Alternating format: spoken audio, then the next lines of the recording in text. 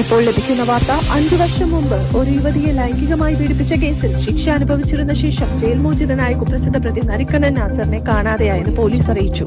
അതേസമയം 5 ദിവസം മുമ്പ് സമീപ പ്രദേശത്ത് ഒരു യുവതിയെ ലൈംഗികാതിക്രമത്തിനിരയാക്കി കൊലപ്പെടുത്തിയ കേസിലും ഇയാളുടെ പങ്ക് അന്വേഷിച്ചു വരികയാണ്. പ്രതിക്കായി പോലീസ് വ്യാപക തിരച്ചിൽ നടത്തുന്നു.